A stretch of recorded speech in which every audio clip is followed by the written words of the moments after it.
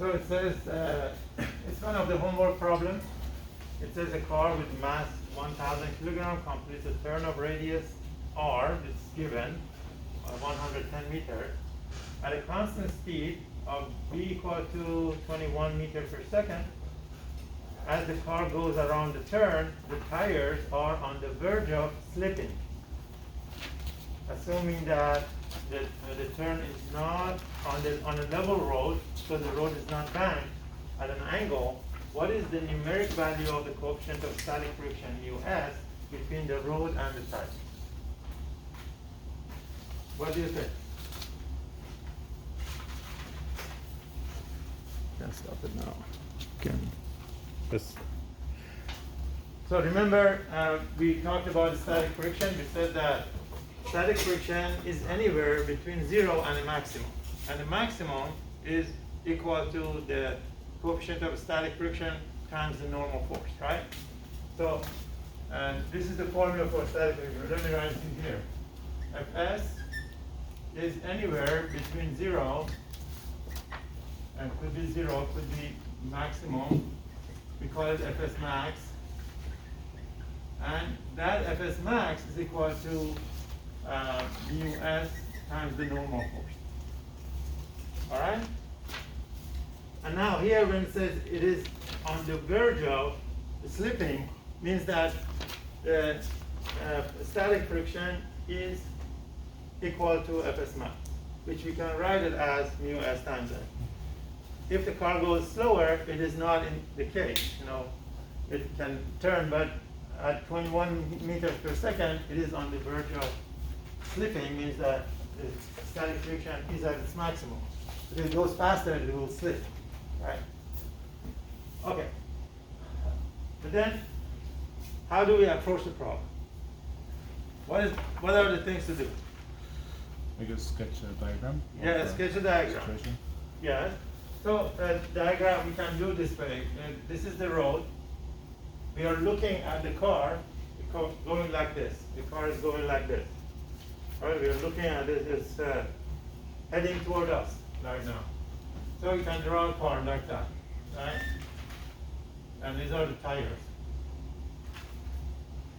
And it's going on a circle that's horizontal. So this is the radius of the circle, and this is the center of the circle. It's going on a horizontal circle. This is the road. Right? So, does it have acceleration? Constant speed, no. Constant speed? No acceleration. What is acceleration? Zero. No, the acceleration is the rate of change of velocity, not rate of change of speed. If the car is turning, means that even this has constant speed, but the velocity vector is changing. It has acceleration. It has a centripetal acceleration that is equal to v squared over r, right? He said that when something's moving on a circle, it has a centripetal acceleration that is v squared over r. Right? It's always toward the center. How many forces are acting on this car? These are headlights. How many forces are acting on this car?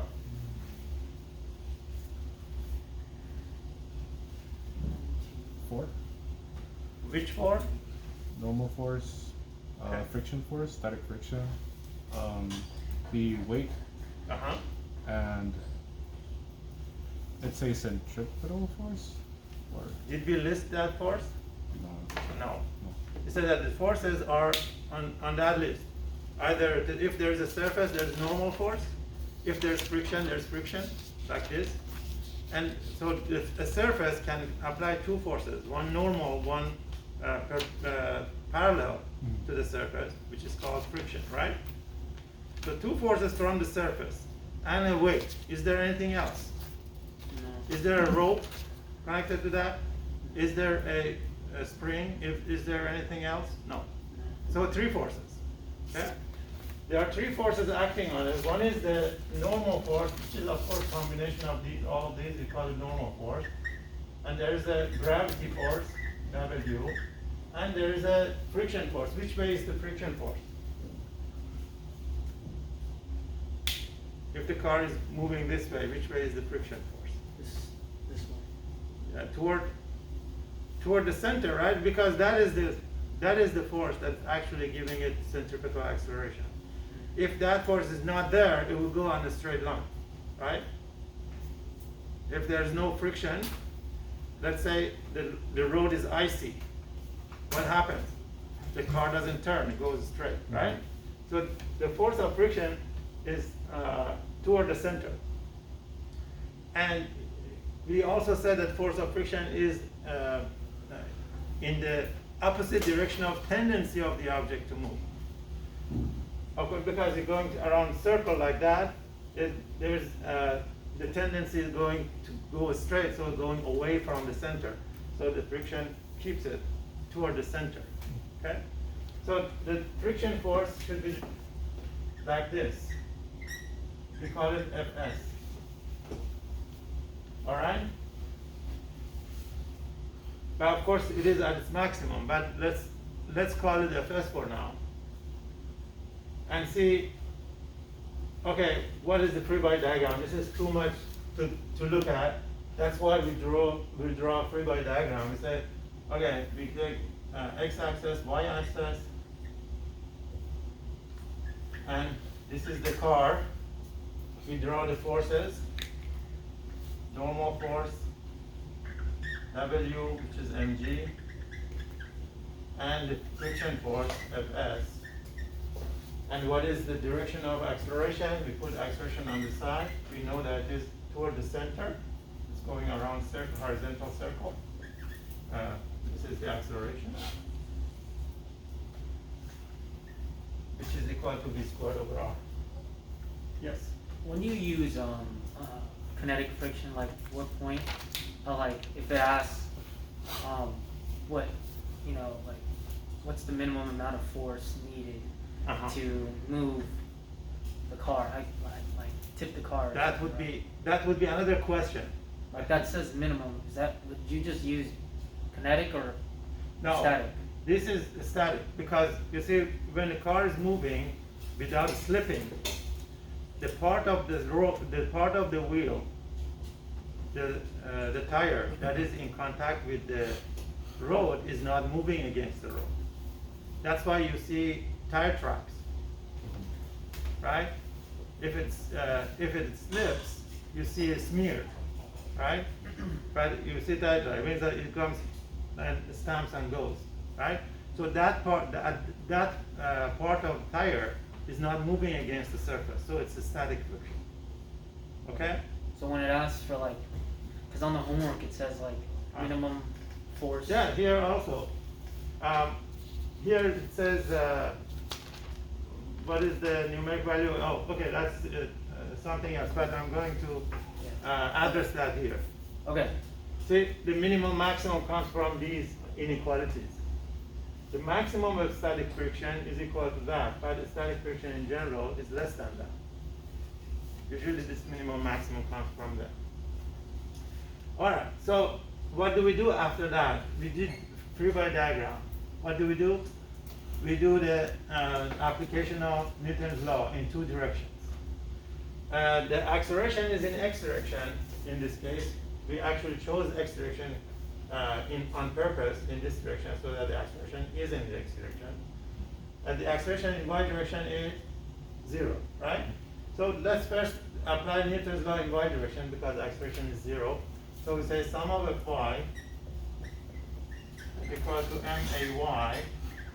A is in the x direction, AY is 0, so MAY is 0. And then, what are the sum of Fy? We have three forces. Y component of Fs is 0. Y component of N is equal to its magnitude, so it is N. And Y component of W is negative of its magnitude, so it becomes negative mg. Equal to 0. Equal to 0, that means that N is equal to mg. All right, so this is, it doesn't have anything to do with the friction right now, but it's a good information to have. Yes, please. When we do kinetic friction, it's always against acceleration. That means static is always with. Kinetic friction is not always against acceleration. It is against the speed, the velocity, the direction of velocity of the object. Okay, this is against the direction of the tendency of the object to go. It tends to go away from the center, so it is toward the center. Right? So far so good. Normal force is equal to mg. That's what we get from Newton's law. That was obvious, right? These two cancel each other. We get n equals to ng in magnitude. All right, and then apply Newton's law in x direction. So then we say sum of fx equal to max. Sum of fx, these two don't have x component, only fs has x component. So we have fs equal to m v squared over r. Ma, magnitude of a, because it is in the x direction, and we know magnitude of a is v squared over r, so we can say m v squared over r. All right, and then we know fs is at its maximum, and maximum can be written as mu s times n, and n is equal to mg. So instead of fs, we can say mu s times mg, right? Equal to mv squared over r, and you see that m cancels, and it is asking for what is the numeric value of coefficient of static friction, mu s. So mu s is equal to v squared over rg.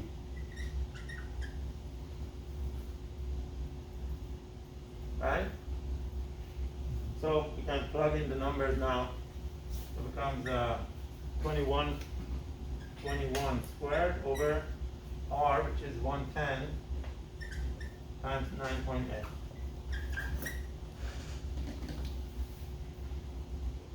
We get 441 divided by 110, that's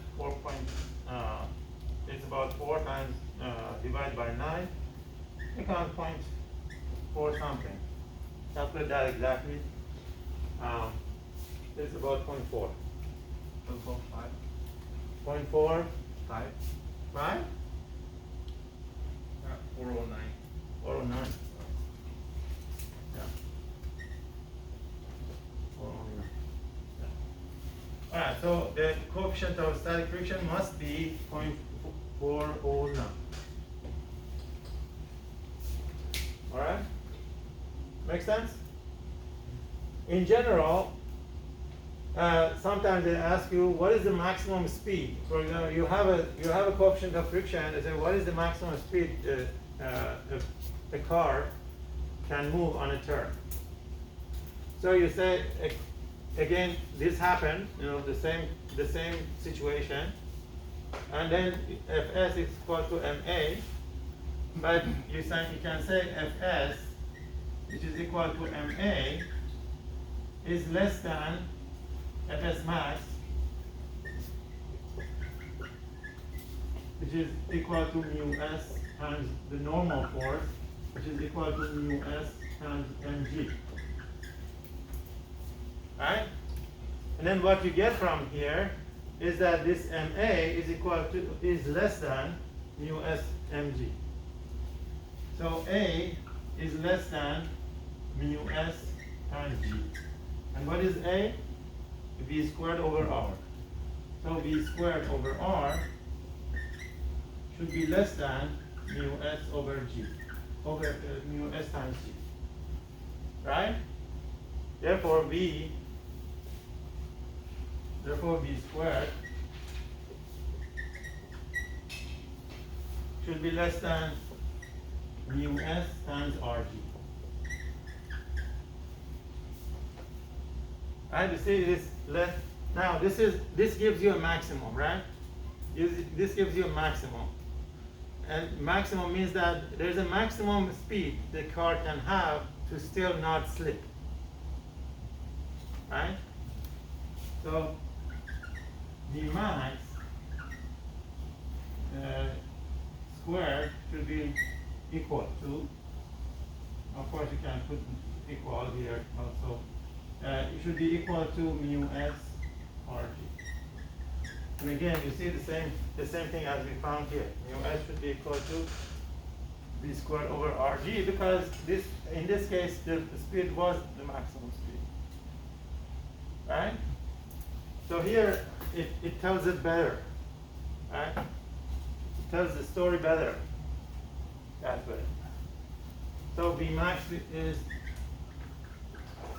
equal to square root of mu s RG.